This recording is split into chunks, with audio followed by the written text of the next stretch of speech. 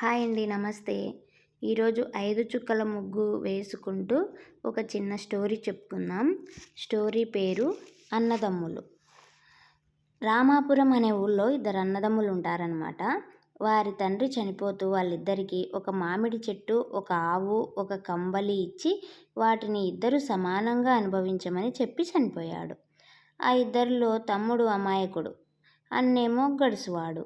అన్న తమ్ముడితో, నాన్న మనకి ఒకే చెట్టు, ఒకే ఆవు, ఒకే కంబలి ఇచ్చాడు కదా, వాటిని ముక్కలు చేయకూడదు కనుక వాటిని కలిసి ఉపయోగించుకుందామని చెప్పాడు అన్న. చెట్టు మొదలు భాగం నీకు, పై కొమ్మల భాగం నాకు అన్నాడు అన్న. అట్లాగే ఆవు ముందు భాగం నీకు, వెనుక భాగం అన్నాడు. ఇక కంబలి పగలంతా నువ్వు వాడుకో, రాత్రికి నాకు ఇచ్చేయి అన్నాడు అన్న. తమ్ముడు అందులోనూ కపటం తెలియక సరేనన్నాడు. పాపం. రోజు తమ్ముడు చెట్టు మొదట కుదుళ్లలో నీళ్లు పోసేవాడు, ఆవుకు పగలంతా మేత వేసేవాడు, కుడితి పెట్టేవాడు.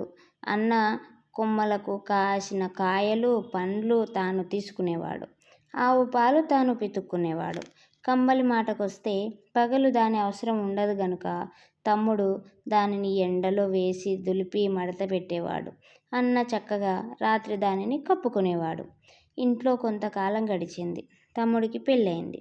అతనికి భార్య అమాయకుడైన తన భర్తను ఎట్లా మోసం చేస్తున్నాడో గమనించింది. భర్తతో ఒక మాట చెప్పి ఆ విధంగా చేయమన్నది.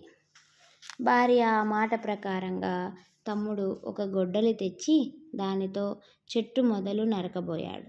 అన్న కంగారు పడి అడ్డు వచ్చి, ఇదేం పని తమ్ముడు అని మందలించాడు. ఈ చెట్టు మొదలు నాది కదా అన్నయ్య, నా ఇష్టం అన్నాడు తమ్ముడు. మొదట కొడితే చెట్టు మొత్తం చచ్చిపోతుంది, కొట్టకు, ఇక నుంచి కాసే పళ్ళు చెరి సగం తీసుకుందాం అన్నాడు అన్న. సరే అన్నాడు తమ్ముడు. అన్న పాలు పితికే వేళకు తమ్ముడు ఆవుకు మేత వేయకపోగా ఒక కర్ర తీసుకొని ఆవు ముట్టె మీద కొట్టేసాగాడు. పాలివ్వకుండా ఆవు అన్నని తన్నింది. అదేమిటి అని అడిగితే, ఆవు ముందు భాగం నాది కదా అన్నా, నా ఇష్టం అని బదులు చెప్పాడు తమ్ముడు. అన్న అప్పుడు, ఇక మీదట ఇద్దరము ఆవు మేపుదాం, పాలు కూడా సమానంగా పంచుకుందాం అన్నాడు.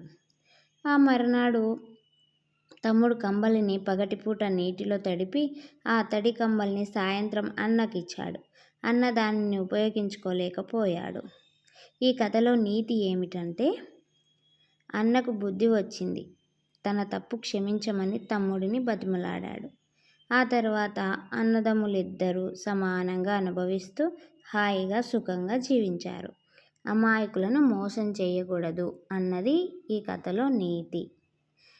ముగ్గు స్టోరీ నచ్చినట్లయితే ప్లీజ్ సబ్స్క్రైబ్ చేయండి.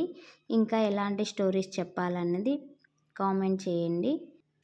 ఇంకొక చిన్న స్టోరీ చెప్పుకుందాం. ఆ స్టోరీ పేరు మితిమీరిన ఆశ. ఒక అడవిలో ఒక నక్క ఉండేది. దానికి ఎక్కువ ఆశ, అన్నీ తనకే కావాలని పేరాశ. కానీ అది చిన్న జంతువు కదా, అందువల్ల దాని ఆశ తీరడం లేదని ఏ సింహమో పులో వేటాడి తినగా మిగిలిన జంతువు మాంసం తిని జీవనం చేస్తుండేది. ఇలా ఉండగా ఒకనాడు ఒక వేటగాడు లేడిని చంపి దానిని భుజాన వేసుకొని వస్తున్నాడు. అంతలో అతనికి ఒక అడవి పంది కనిపించింది. వెంటనే గురి చూసి పందిపై బాణం వదిలాడు. బాణం కొద్దిగా గురి తప్పి తగలటం వల్ల పందికి గాయం అయ్యింది తప్ప వెంటనే ప్రాణం పోలేదు. అది కోపంతో వేటగాడి పైకి దూకి అతనిని చంపి మరికొంతసేపటికి పంది కూడా చచ్చిపోయింది. ఆ పంది విలవిలా తన్నుకుంటుండగా ఒక పాము దాని కింద పడి నలిగి అది చచ్చిపోయింది. ఆ దారిలోనే వస్తున్న నక్క చచ్చిపడి ఉన్న లేడి, పంది, పాము, వేటగాడిని చూసింది. ఒక్కసారిగా దానికి బోలెడు మాంసం లభించడంతో అనేక దురాశ కలిగింది. వేటగాడి పక్కనే ఉన్న బాణం నరం బిగించి ఉంది. ఆ 4 మాంసం తర్వాత తాపిగా తినవచ్చు, ముందు ఈ నరంతో ఇప్పటికి సరిపెట్టుకుందామని ఆ బాణానికి బిగించి ఉన్న నరాన్ని కొరికింది. నరం తెగటంతో వంగి ఉన్న బాణం వద్ద ఊపుగా నిటారుగా సాగి నక్క గుండెలకు గట్టిగా గుద్దుకున్నది. నక్క అక్కడికక్కడే మరణించింది.